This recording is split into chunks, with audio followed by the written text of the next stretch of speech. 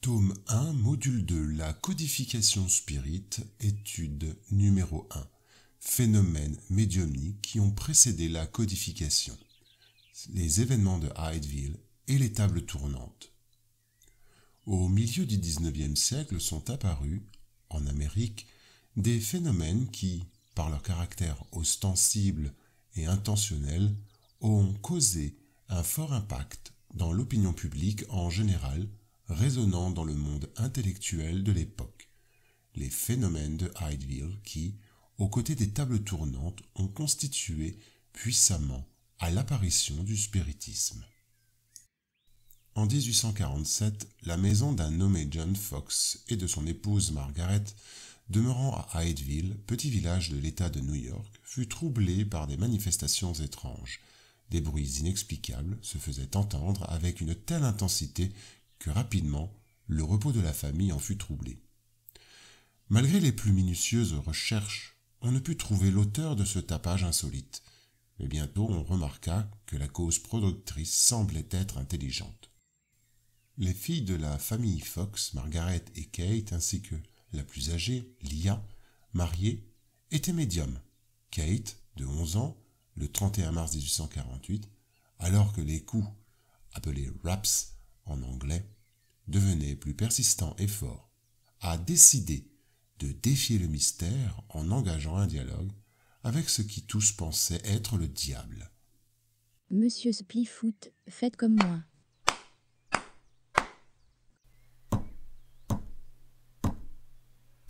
Puis, Madame Margaret dit par jeu.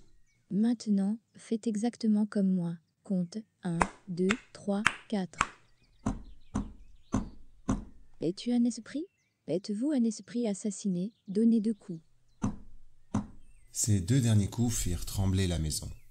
Des voisins appelés furent témoins de ces phénomènes. Tous les moyens de surveillance furent pratiqués pour découvrir l'invisible frappeur, mais l'enquête de la famille et celle de tout le voisinage furent inutiles. On ne peut découvrir de cause naturelle à ces singulières manifestations. Les expériences se suivirent, nombreuses et précises. Les curieux, attirés par ces phénomènes nouveaux, ne se contentèrent plus de demandes et de réponses. L'un d'eux, nommé Isaac Post, eut l'idée de réciter à voix haute les lettres de l'alphabet en priant l'esprit de bien vouloir frapper un coup sur celles qui composaient les mots qu'il voulait faire comprendre. À partir de ce jour, la télégraphie spirituelle était trouvée. Ce procédé est celui que nous verrons appliqué aux tables tournantes. C'est par ce moyen, l'utilisation de l'alphabet par la télégraphie spirituelle, que les esprits ont envoyé des messages révélateurs des desseins supérieurs, comme le suivant. Chers amis, vous devez proclamer ces vérités devant le monde. C'est l'aurore d'une nouvelle ère. Vous ne devez pas les cacher plus longtemps. Lorsque vous aurez accompli votre devoir, Dieu vous protégera, et les bons esprits veilleront sur vous. Les sœurs Fox, victimes de l'intolérance et du fanatisme des conservateurs de la foi, résolurent alors de proposer, de montrer publiquement les phénomènes à la population réunie dans le Corinthian Hall, la plus grande salle de la ville de Rochester. Ces présentations, après avoir subi l'examen rigoureux de 3 commissions, ont été reconnues authentiques. Et comme on devait s'y attendre, il y a eu un grand tumulte où les sœurs Fox ont failli être lynchées. La persécution a toujours pour résultat de faire des adeptes aux idées qu'elle combat. C'est pourquoi, peu d'années après, en 1850, on comptait déjà plusieurs milliers de spirites aux États-Unis. Il faut dire ici que le phénomène avait pris un autre aspect. Les coups, au lieu de se produire dans les murs et sur les planchers, se faisaient entendre maintenant dans des tables autour desquelles étaient réunis les expérimentateurs. Cette manière de procéder avait été indiquée par les esprits eux-mêmes. Le premier fait observé a été celui d'objets divers mis en mouvement. On l'a désigné vulgairement sous le nom de table tournante ou danse des tables. Ce phénomène qui paraît avoir été observé d'abord en Amérique, ou plutôt qui s'est renouvelé dans cette contrée, car l'histoire montre qu'il remonte à la plus haute antiquité, s'est produit accompagné de circonstances étranges telles que bruits insolites, coups frappés sans cause ostensible connue. De là, il s'est rapidement propagé en Europe et dans les autres parties du monde. Les premières manifestations intelligentes eurent lieu au moyen de tables se levant et frappant avec un pied un nombre déterminé de coups et répondant ainsi par oui ou par non suivant la convention à une question posée. Jusque-là, rien de convaincant, assurément pour les sceptiques, car on pouvait croire à un effet du hasard. On obtint ensuite des réponses plus développées par les lettres de l'alphabet. L'objet mobile, frappant un nombre de coups correspondant au numéro d'ordre de chaque lettre, on arrivait ainsi à formuler des mots et des phrases répondant à des questions posées. La justesse des réponses, leur corrélation avec la question incitèrent l'étonnement. L'être mystérieux qui répondait ainsi, interrogé sur sa nature, déclara qu'il était esprit ou génie, se donnant un nom, et fournit divers renseignements sur son compte. Ceci est une circonstance très importante à noter. Personne n'a donc imaginé les esprits comme un moyen d'expliquer le phénomène. C'est le phénomène lui-même qui révèle le mot. À propos de ces manifestations nouvelles en Amérique, soulignons que de nombreux intellectuels, comme le John W. Edmonds, le professeur James Lee Mapes, le célèbre professeur Robert Hart, le savant Robert Dale Owen, entre autres, se sont intéressés à ces idées nouvelles pour éclairer les personnes sur l'illusion qui les berçait.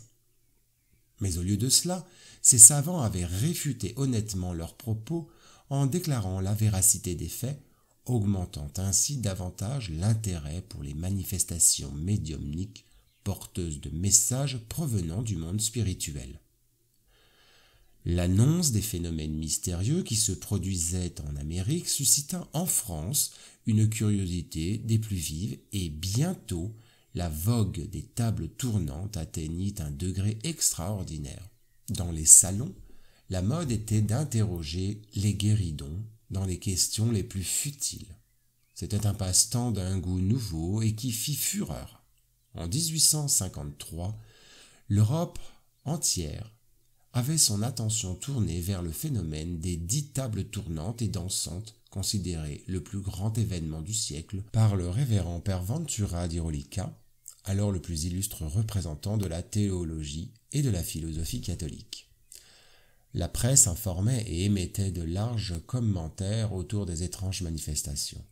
Et si ce n'est le grand physicien anglais Faraday, le savant chimiste Chevreuil, le comte de Gasparin, le marquis de Mireville, l'abbé Moignot, Arago, Babinet et quelques autres éminents hommes de science. Bien peu s'importaient d'en découvrir les causes, de les expliquer, la majorité des académiciens regardant les phénomènes avec supériorité et dédain. Revenant au jour de la France tumultueuse en 1853, nous pouvons voir que de plus en plus de groupes d'expérimentateurs curieux s'étaient organisés en un clin d'œil. La folie merveilleuse du XIXe siècle s'était déjà infiltrée dans le cerveau de l'humanité. Et Paris entier assistait atone et étonné à ce tourbillon féerique de phénomènes imprévus qui ne pouvaient créer, pour la majorité, que des imaginations hallucinées, mais dont la réalité en imposait aux plus sceptiques et frivoles. La presse française, devant la démonstration indiscutable des faits nouveaux, manifestation des esprits, qui sautait aux yeux de tous, a ouvert plus largement ses colonnes aux informations correspondantes, attisant ainsi le feu des débats et controverses qui s'élevaient alors parmi les observateurs moins superficiels. Mais les tables continuèrent. Vint le Saint-Office et, le 4 août 1856, on condamna les phénomènes en vogue, disant qu'ils étaient la conséquence de l'hypnotisme et du magnétisme. Dans tous les cas, peu de gens croyaient aux péripéties du diable, et traitaient d'hérétiques les personnes par l'intermédiaire desquelles ils étaient produits. Ainsi, le rôle des phénomènes de cette phase initiale était accompli. Invasion organisée selon les mots de l'écrivain Arthur Conan Doyle, programmée par les esprits supérieurs en vue de l'avenir d'une nouvelle ère de progrès pour les hommes.